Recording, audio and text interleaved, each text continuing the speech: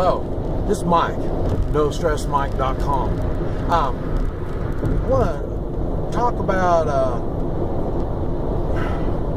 how do you say it, invading a building.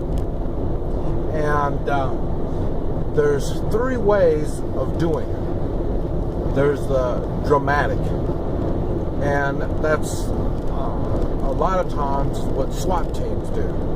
And that is bust the doors down and just go right on in. Gangs, that's the way gang members do also. They'll get it the front door, back door, if we're talking about a house, and they might do a diversion, and that is a window on the side. Break a window on the side. When you look, then bam-o, they hit the front door and back door simultaneously, and they go right on in, and they're going to do what they're going to do. And like I say, SWAT teams do it, and gang members do it. I made a video about the house, on what I did on my house, and I had motion detectors on all four sides of my house. This way I could tell when too much activity was happening at the same time. Okay, but anyway, that's one type of entry. Another one is stealth type entry.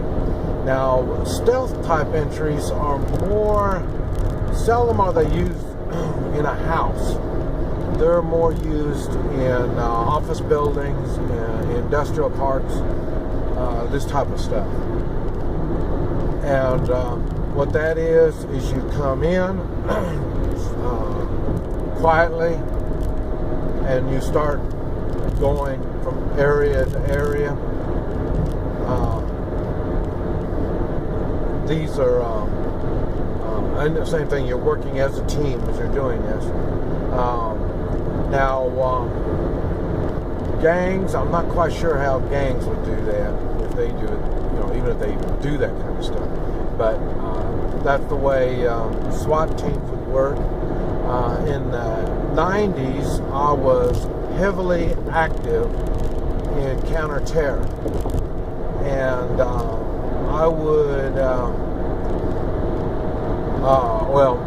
we would use stealth type entry on schools and, I say, industrial plants.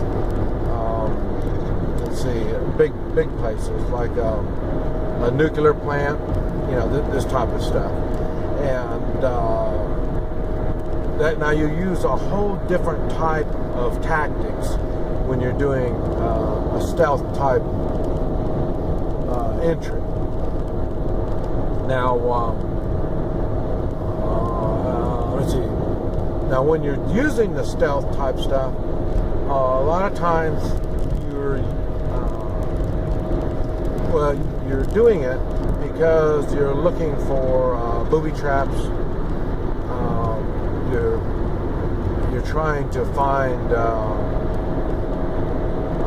people that are held up, because a lot of times at bigger things like schools and plants and stuff like that, when there's in a case of emergency, they go into a lockdown, and so they lock all the rooms up, and then they can to stop the terrorists going from room to room. Now,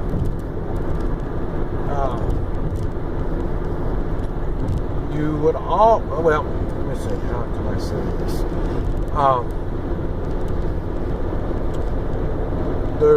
When you're going stealth like that, you're looking for potential hostages, or you're narrowing down the area to where are the hostages and where are the terrorists. It'd be used in like a hotel, multi-floor buildings, schools, this type of stuff. Now, another way of doing it in which is not well known, and it takes some expertise, and that is what I used to do. And I would go in a disguise, and I would be equipped with special weapons. One of the special weapons was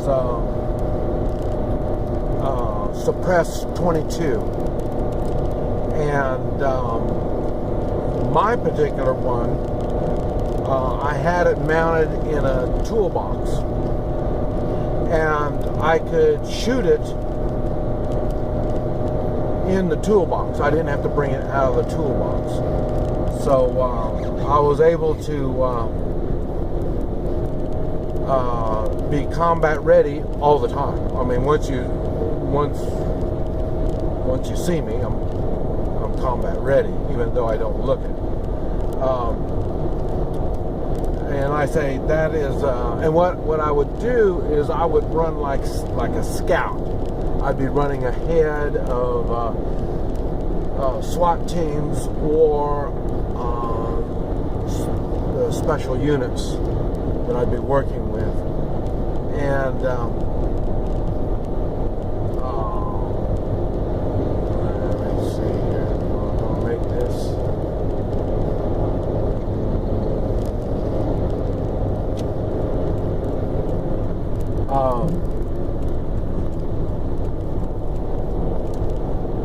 And they would be, depending on the area, they would either be in sight behind me or right around the corner.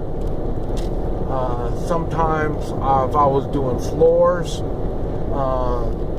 I would do I would come on the floor, I would do my thing, check room to room on the floor. They would be either at the stairwell or they'd have control of the elevators. It just depends. And I would set up booby traps to keep people from coming up from behind me when I'm doing a whole floor like that. I say my backup team wouldn't make entrance until they were notified. I would use different signals, either radio contact, or others. And so there's ways of doing this in the way of making entrance into buildings. So you need to do your homework and see how it works. Now, you might think, well, why would I need to know anything about that? If you're clearing not only your own house, but like I say, we live in a rural area, and there's been times when we have to go into a house and check it out because either a window was broke or like I say, we know somebody's in there. It just depends. In the way of the three-man militia, I suggest you don't make entrance right now. What you do is, in our particular case, you let the sheriff, the deputy, go in, and you will back up the deputy. You back up the deputy. You let him do it. He's trained in it. He knows what he's doing. The three-man militia part, really what we're doing more than anything is securing the area. So have all this planned out so you have an idea of what it is that you're getting into, and make sure you have the people that knows how to do this.